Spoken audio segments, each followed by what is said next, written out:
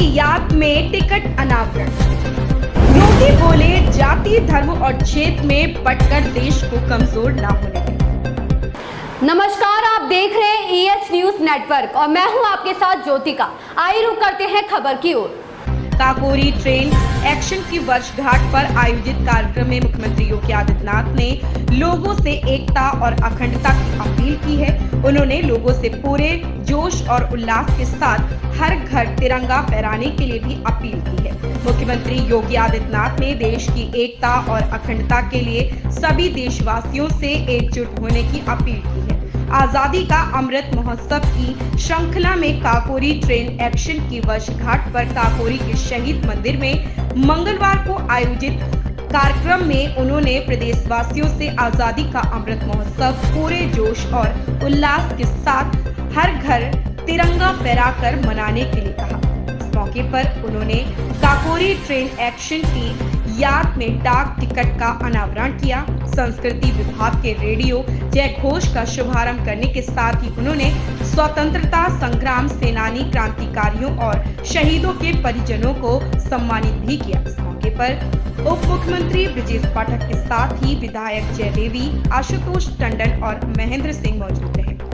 मुख्यमंत्री ने कहा कि आज ही के दिन क्रांतिकारियों ने काकोरी की प्रसिद्ध घटना को अंजाम दिया था। तमाम अत्याचारों के बावजूद देश के वीरों को विदेशी ताकतें रोक नहीं सकी। उत्तर प्रदेश की इस पावन धरती पर 1857 की आजादी की पहली लड़ाई शुरू हुई। मंगल पांडे ने मेरठ तोड़ रानी लक्ष्मीबाई ने अपनी झांसी नहीं दूंगी कहकर अंग्रेजों को ललकारा। काकोरी ट्रेन एक्शन गोरखपुर में चौरी चौरा कांड देश को आजाद कराने के लिए हुए। राष्ट्रपिता महात्मा गांधी के नेतृत्व में सरदार वल्लभ भाई पटेल, सुभाष चंद्र बोस, चंद्रशेखर आजाद, राम प्रसाद बिस्मिल और भगत सिंह जैसे वीरों की वजह से देश आजाद हुआ। आज देश आजादी का महोत्सव मना रहा।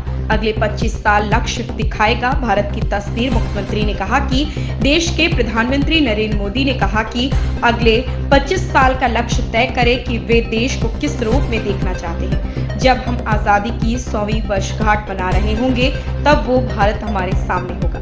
4,689 रुपए के लिए अंग्रेजों ने खर्च किए 10 लाख रुपए से ज्यादा। मुख्यमंत्री ने कहा कि काकोरी ट्रेन एक्शन की घटना अंग्रेजों के लिए कितनी बड़ी चुनौती थी, इसका अंदाजा इससे लगाया जा सकता है कि महज 4,689 रुपए के लिए उन्होंने उस समय 10 लाख रुपए से ज्यादा की राशि खर्च की। उत्तर प्रदेश के नौजवानों के लिए हो, किसानों के लिए हो, महिलाओं के लिए, समाज के प्रत्येक तबके के लिए हम उस प्रकार की योजनाओं को लेकर के कार्य करेंगे जो उत्तर प्रदेश को तो एक पहचान देगा ही, उत्तर प्रदेश के प्रत्येक नागरिक को सम्मान भी देगा और पहचान और सम्मान के बीच के समन्वय को आगे बढ़ाते हुए उत्तर प्रदेश को देश की सबसे बड़ी अर्थव्यवस्था के रूप में स्थापित करने के संकल्प को लेकर के हम सब आज काकोरी ट्रेन एक्शन की वर्षगांठ पर यहां पर उपस्थित हुए हैं। भाइयों बहनों, हमारे क्रांतिकारियों का बलिदान आज काकोरी जैसे स्थल को भी एक तीर्थ स्थल के रूप में स्थापित करते हुए लोक पूज्य बना लिया है। ये लोक पूज्य कोई धरती तब बन पाती है जब अनगिनत बलिदान होते हैं और काकोरी में भी 1925 में ऐसे ही देश की स्वाधीनता के लिए मर मिटने वाले उन क्रांतिकारियों ने उस समय देश की स्वाधीनता के उस यज्ञ में अपनी आहुति देते हुए इस अभियान के साथ वे लोग जुड़े थे। आज ये हमारा सौभाग्य है, हम काकोरी की वर्षगांठ के साथ ही देश की स्वाधीनता के अमृत महोत्सव के साथ हम सब जुड़ रहे हैं।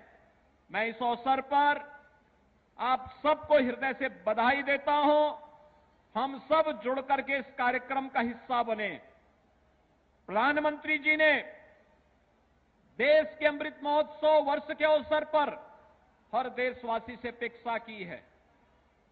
इस पूरे अमृत महोत्सव के कार्यक्रम को जागरूकता के रूप में, हर घर तिरंगा के रूप में जहां हमें आगे लेकर के चलना है, वहीं 14 अगस्त की तिथि भारत के विभाजन की विभीषिका दिवस के रूप में भी मना करके किस प्रकार की त्रासदी को उस समय लोगों को झेलने के लिए मजबूर होना पड़ा था, इस प्रकार की स्थिति फिर से कभी ना आए, उसे स्मरण करते हुए, देखते हुए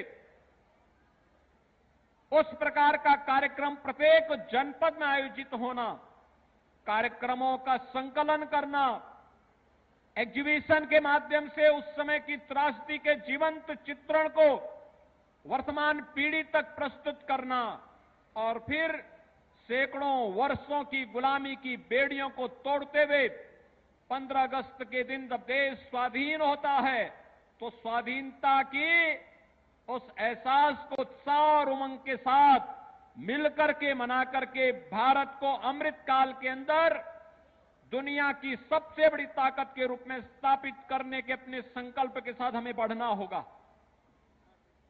भाइयों बहनों, ये संकल्प हमेशा आगे बढ़ने की एक प्रेरणा देता है हमें।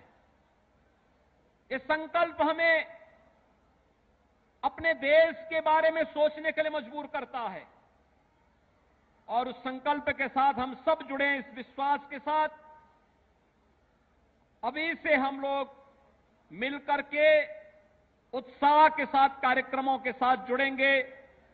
तिरंगा यात्राओं का आयोजन जगह जगह हो रहा है, लोगों में अपार उत्साह है।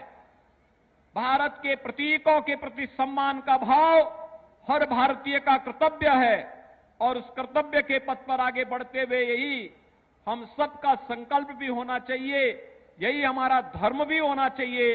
इस विश्वास के साथ मैं एक बार फिर से भारत माता के इन महान सपूतों को, जिन्होंने आजादी की बलवेदी पर अपने आप को समर्पित किया, उन्हें कोटिसौ नमन करते हुए विनम्र श्रद्धांजलि अर्पित करता हूं और आजादी के अमृत महोत्सव के इस अभियान के साथ आप सबसे जुड़ने का आह्वान भी करते हुए अपनी वाणी को विराम देता हूं। धन्यवाद। जय हिंद। इस खबर में इतना ही। मिलते हैं दूसरी खबर में EH न्यूज नेटवर्क के साथ।